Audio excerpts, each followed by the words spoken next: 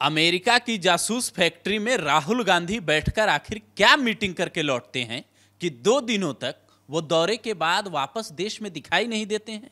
ये भी नहीं पता है कि वो दौरे से हिंदुस्तान लौटे हैं या अमेरिका या फिर किसी और शहर में जाकर बैठे हैं। आखिर देश के नेता प्रतिपक्ष कहाँ हैं, ये सवाल हर कोई पूछ रहा है। कांग्रेस के वो नेता जो खुश हो रहे थे राहुल गांधी के बयान पर, उन्हें भी ये बात पता नहीं चल रही है कि राहुल गांधी आखिर है कहाँ। और जब हमने पड़ताल की तो पता चला कि वो जो जिस जगह पे गए थे वो CIA की जासूस फैक्ट्री के नाम से जानी जाती है। और ये कहानी आखिर है क्या कि राहुल वहाँ मीटिंग करते हैं, भारत विरोधी कई बयान देने के आरोप लगते हैं और उसके बाद 2 दिनों तक उनकी मीडिया में कोई खबर नहीं आती है। आखिर ये कहानी है क्या, इसे समझने की कोशिश करते हैं कि राहुल गांधी के दिमाग में आखिर चल क्या रहा है। हमारे साथ हमारे सहयोगी हैं प्रकाश ललित, वो बताएंगे कि आखिर इसके पीछे की पूरी कहानी क्या है। अभिषेक, हमारे यहाँ कहावत है, जैसा मन वैसा खाना करके, नहीं, जो खाएंगे उसी तरह का मन होगा, चित्त जैसा होगा। तो कौन क्या खाएगा, कौन कहाँ बैठेगा, कौन किससे मिलेगा, इस पर रोक तो नहीं है। लेकिन आप जहाँ बैठते हैं, जिन लोगों से मिलते हैं, समाज देश उसका आकलन करता है। लोग कहते हैं ना कि उसके साथ घूमता है तो खराब हो जाएगा। क्यों? क्योंकि समाज में उस व्यक्ति की छवि खराब है। लोग सोचते हैं कि हमारा बच्चा उसके साथ ना घूमे। राहुल गांधी 10 तारीख को जिस जगह बैठे हुए थे, walls school of foreign services, George town university में, वो CIA की स्पाई फैक्ट्री कही जाती है। क्यों कही जाती है? तो अमेरिका के अंदर, यूरोप के अंदर जिन लोगों ने इन्वेस्टिगेटिव जर्नलिज्म किया है, वो लोग ये जानते हैं कि वॉल्स स्कूल से CIA हर साल कोवर्टली, गोपनीय तरीके से वहाँ से अपने लिए एजेंट्स उठाता है। वो agents south Asia, Asia, Afghanistan, Iran, Syria, middle east, दुनिया के अलग अलग देशों में उनको तैनात किया जाता है। वहाँ के सिक्योरिटी डिपार्टमेंट में, स्टेट डिपार्टमेंट में उनकी तैनाती होती है। अब आप कहेंगे कि भैया आप ऐसा क्यों कह रहे हो, सीधा खुला। रिपोर्ट्स हैं अभिषेक, कुछ नाम हम लोग बकायदा चला भी दे रहे हैं स्क्रीन पर। ये वो लोग हैं अभिषेक जिनके नाम हम दिखा रहे हैं, जिसकी सर्विस कभी 18 साल, किसी ने 13 साल, किसी ने 14 साल, किसी ने 15 साल, किसी ने अफगानिस्तान में, किसी ने सीरिया में, इराक वॉर के दौरान जिस समय सद्दाम हुसैन वाला, गद्दाफी, लेबनान वाली कहानी, उन सब दौरान ये लोग वहाँ तैनात रहे और अलग अलग CIA में इनकी सर्विसेज रहीं। अभी क्या कर रहे हैं? अभी ये लोग फैकल्टी हो गए, प्रोफेसर, पढ़ा रहे हैं। कहाँ? तो जहां राहुल गांधी जाकर के बात कर रहे थे। अच्छा, वो राहुल गांधी वहां जाके बच्चों से मिलते हैं वहां स्कूल के। तो आप एक बात बताइए, इतिहास तो चलिए ठीक है, जो इतिहास रहा है इराक, ईरान, अफगानिस्तान, यहाँ तक कि बांग्लादेश भी अभी अमेरिका ने जो किया वो सबने देखा, CIA ने। फिर राहुल गांधी उन लोगों से क्यों मिलते हैं? अगर कोई खतरा है, मान लीजिए देश में आंतरिक खतरा है, बाहरी खतरा है, जिसकी बात प्रधानमंत्री नरेंद्र मोदी लाल किले से करते हैं, तो इसकी खबर राहुल गांधी को हिंदुस्तान में IB और रॉ को देनी थी। वो वहां CIA के मतलब जासूसी एजेंट वाली फैक्ट्री में क्यों? टाइमिंग्स पर ध्यान दो, टाइमिंग्स पर ध्यान दो। बांग्लादेश में जब ये हो गया, 15 अगस्त को जो प्रधानमंत्री ने कहा, बाहरी और भीतरी ताकतें, भीतरी कौन सी ताकतें हैं भाई? कौन सी ऐसी ताकतें हैं भीतरी जो ये कर रही हैं? और फिर राहुल गांधी जाकर के वो उस स्कूल में बैठते हैं जिसको आप कह रहे हो स्पाई फैक्ट्री है। वो आदमी मॉडरेट कर रहा है वहां बैठ करके, जो हमेशा एंटी इंडिया प्रोपेगेंडा कर रहा था अभी तक, 2006-08 तक। वो फाइनेंशियल टाइम्स का ब्यूरो हेड था साउथ एशिया में, और उसका काम ही यही है, भारतीय देवी देवताओं के ऊपर टिप्पणी करना, भारतीय इकोनॉमिक्स, भारतीय अर्थ, वो क्या कहते हैं, हमारा जो तौर तरीका है, हमारी सभ्यता संस्कृति पर। वो लुइस के आप ट्वीट पढ़ लीजिए वो क्या करता है। दूसरा, मैं जिस स्कूल की आपको बात कर रहा हूं, मैं दर्शकों को उस पर इसीलिए रखना चाहता हूं कि आप इस बात की गंभीरता को समझो। कल को मैं, अगर किसी ने मुझे देखा कि मैं ISI के हेडक्वार्टर से निकल रहा हूं, मैं हूं भारतीय, तो लोग मुझसे पूछेंगे ना कि वहां आप क्या कर रहे थे। चन्ना अमृत लेने तो मैं जाऊंगा नहीं, सत्यनारायण भगवान का कथा तो हो नहीं रहा है। मैं इतना बेवकूफ भी नहीं हूं कि मैं सीधे ISI के हेडक्वार्टर चला गया। वॉल्स स्कूल में, जिसको स्पाई फैक्ट्री कहा जाता है CIA की, और ऐसे समय में जब प्रधानमंत्री कह रहे हैं कि बाहरी ताकतें भी लगी हुई हैं, शेख हसीना कह रही हैं कि CIA और अमेरिका ने हमारे यहाँ तख्ता पलट कर दिया, वो तो कह रही थी कि ईसाई मुल्क भी बनाना था ये क्या आप किसी से छुपा हुआ है कि अमेरिका ने, CIA ने ISI की मदद से वहां बांग्लादेश में तख्ता पलट कर दिया?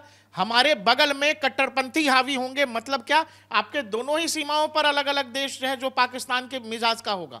हम क्यों झेलेंगे किसी पाकिस्तान को? और हमारे ही देश में बहुत सारे कांग्रेस के ही नेताओं ने कहा कि जो बांग्लादेश में हो गया वो हमारे यहां भी हो जाएगा।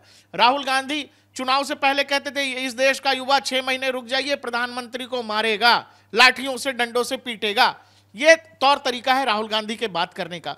तो मैं बस ये कह रहा हूं कि इतने मासूम तो वो है नहीं, कहां से क्या को। लेकिन अब एक और चीज मैं दर्शकों को बता देता हूं, पिछले 3 दिनों में जो कुछ आप कह रहे हो ना, 2 दिन से राहुल गांधी कहां गायब हैं, तो ये बड़ा सवाल है। मैं आपको टाइमिंग्स के साथ छोड़ जाता हूं, बता जाता हूं, मैं बहुत बोलूंगा नहीं इस पर।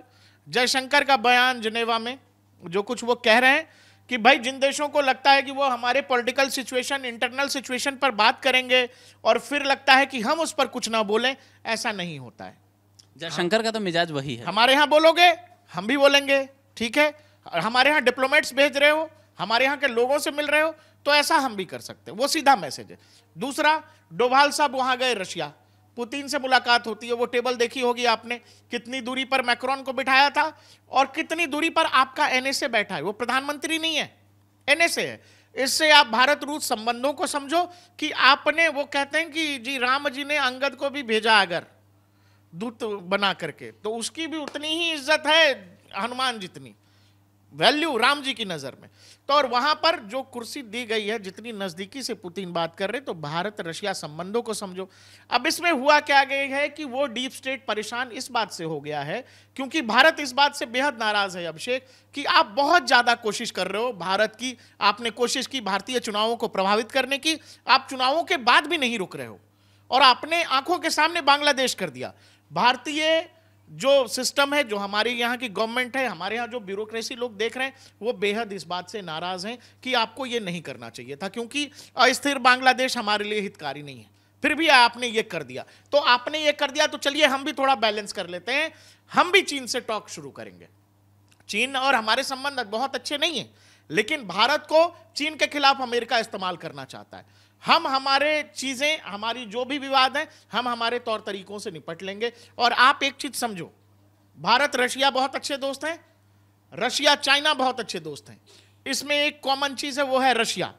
रशिया वो पुल का काम करेगा। रशिया का यह मानना है कि भारत, चीन और रशिया दुनिया के लिए अलग सिस्टम हो सकते हैं, और यह चीज अमेरिका को परेशान कर रहा है, क्योंकि अमेरिका को लगता है कि वो वही जो मैंने आपको कहा कि चीन के खिलाफ इस्तेमाल करेंगे, उस चीज से भारत अब निगोशिएशन पर आ रहा है कि भाई आप हमारे इंटरनल मैटर्स पर इस तरह ISI के साथ जाकर के आप कर रहे हो, तो हम ये बर्दाश्त नहीं करेंगे। सीधा मैसेज है। और आप ये समझो कि समझाने के लिए, मनाने के लिए अभी क्वाड की मीटिंग बुलाई है, क्वाड की मीटिंग बुलाई है, 21-22 तारीख को जाएंगे प्रधानमंत्री। तो वो क्यों बुलाई गई है ये भी आप समझ लो। किसी भी, और ये एक और चीज है इसमें, इस पूरी कहानी में एक और चीज है कि अमेरिका और वेस्ट ये चाहता है, जो भारत निगोशिएट कर रहा है रशिया यूक्रेन वॉर को, उसमें ये चाहता है कि सीज फायर तो हो, लेकिन वो यूक्रेन की शर्तों पर हो। ऐसा लगे कि इस सीज फायर में भी जीत यूक्रेन और वेस्ट पावर्स की हुई है। भारत ये नहीं कर रहा है। भारत इसमें रशिया वाला पलड़ा भारी रख रहा है, और नहीं तो न्यूट्रल है। और इस बात से अमेरिका परेशान है। और ये पूरी कहानी मैंने समझा दी आपको। अब क्या है कि थोड़े समय के लिए वो डीप स्टेट हो सकता है अमेरिकी चुनाव तक शांत हो जाएगा। शांत हो जाएगा तो जिन लोगों को वहां से सब कुछ मिल रहा है, वो सब मिलना, इज्जत मिलना, कहानी मिलना, वो राइटिंग मिलना, वो सब बंद हो जाएगा। तो ये बयानबाजी भी कुछ दिन के लिए रुक जाएगी। ये बड़ी खबर मैं बता रहा हूं आपको, और शायद इसीलिए कुछ नेता पिछले 2 दिन से दिखाई नहीं दे रहे। नहीं, तो एक बात, मतलब आखिरी सवाल ये होना चाहिए, मुझे लगता है कि सबको जानना भी होगा कि राहुल गांधी वहां से लौटे नहीं लौटे किसी को नहीं पता। वो जब वहां बैठे थे तो मल्लिकार्जुन खड़गे यहाँ कहते हैं कि हमारी 10, 12, 20 सीटें आ जाती तो वो जेल में होते, उनकी 240 सीटें नहीं आती। वो वहां बैठकर कहते हैं कि यहाँ निष्पक्ष चुनाव नहीं हुआ है। अब केजरीवाल भी जेल से बाहर आ गए हैं। मतलब जो पूरा सिनेरियो आप देखिए, जम्मू कश्मीर में ये लोग कह रहे हैं कि 370 वापस ले आएंगे, तो क्या विपक्ष कोई बड़ी प्लानिंग रचने जा रहा है? आप विदेश में जो कुछ हो रहा है, देश में जो कुछ हो रहा है, अलग अलग सेक्टर्स में देख लो। कहीं पटरियों पर कुछ मिल जाना, कहीं मस्जिदों के साथ कुछ हो जाना, राहुल गांधी का ये बोलना, खरगे का ये बोलना, विदेश में जाके ये बोलना कि ओहो चुनाव ही बेईमानी वाला हो गया, नहीं तो हम तो जीत रहे थे।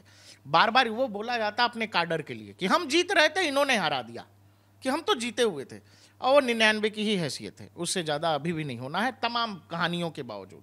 अब इसमें होना ये है अभिषेक कि गवर्नमेंट जिस तरह से फ्रंट फुट पे खेल रही है। आपके पास एक और खबर आ गई कि भाई डिसएंगेजमेंट हो गया लद्दाख में, 75% सेनाएं दोनों देशों ने पीछे कर ली। क्यों कर ली आप बताओ? अचानक ये चीज क्यों हुई? जब अमेरिकी डीप स्टेट इन्वॉल्व है बांग्लादेश में, भारत में तरह तरह के आरोप लग रहे हैं, प्रधानमंत्री ने कह दिया, मोहन भागवत ने कह दिया, और ऐसे में हमने चीन के साथ जो पिछले 3 साल से हम आमने सामने हैं, वहां 75% सेनाएं दोनों देशों ने 4 सेक्टर से अलग अलग वापस बुला लिए।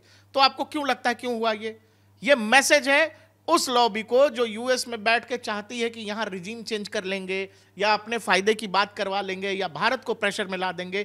भारत अपने टर्म्स पे निगोशिएट करेगा, वो चाहे चीन हो, वो चाहे रशिया हो या अमेरिका हो। अमेरिका को ये चीज समझनी पड़ेगी। अगर हम सहयोगी हैं तो सहयोगी को सहयोगी की तरह लो, ये हेडमास्टर बनना छोड़ दो। तो हेडमास्टर हम कोई पाकिस्तान नहीं, ना हम बांग्लादेश हैं। कोशिश उन्होंने बहुत की, चुनाव से पहले करके देख लिया, चुनाव रिजल्ट्स के बाद भी अभी भी कर रहे हैं, और ये सब अमेरिकी चुनाव तक हो सकता है चलता रहे। लेकिन अब भारत बहुत एग्रेसिवली बात कर रहा है। जो कुछ जयशंकर ने कहा वो सीधा अमेरिका को मैसेज है। भारतीय विदेश मंत्रालय की तरफ से अगर विदेश मंत्री कह रहे हैं जिनेवा में, वो मैसेज है यूएस को। समझ आ रही हो बहुत बढ़िया, नहीं समझ आएगी तो भारत आत्मनिर्भर है। देखो दुनिया में कोविड के बाद भी इकलौता देश था जो सबसे पहले उठ गया, और हमारी इकोनॉमी रिवाइवल मोड में है। और हमारी इकोनॉमी वो वाली इकोनॉमी नहीं है कि अमेरिका पर निर्भर है। हमारे यहाँ अंदरूनी इतना बड़ा मार्केट है कि हम खुद सरवाइव कर लेंगे। कोविड में हमने करके दिखाया है।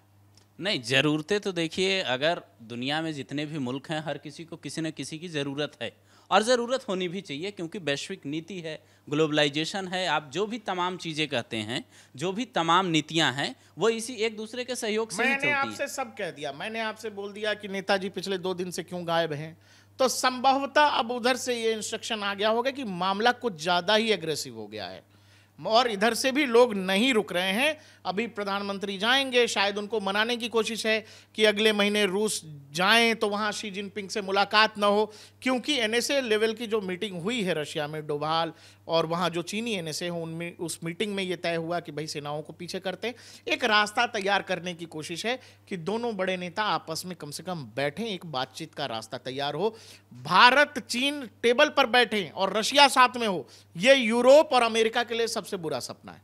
अब तो बात वही है कि अब प्रधानमंत्री नरेंद्र मोदी रशिया जाएं, वो उसमें लंबा इंतजार है, क्योंकि ब्रिक्स की बैठक में मुझे लगता है 1 महीने का वक्त है, जितना याद कर पा रहा हूं मैं, अगले महीने है। लेकिन उससे पहले प्रधानमंत्री नरेंद्र मोदी अमेरिका जाएंगे, और अमेरिका जाएंगे तो राहुल गांधी जिस जगह गए थे उस जगह की क्या नई खबर आएगी, इसका इंतजार मुझे लगता है सबको करना चाहिए।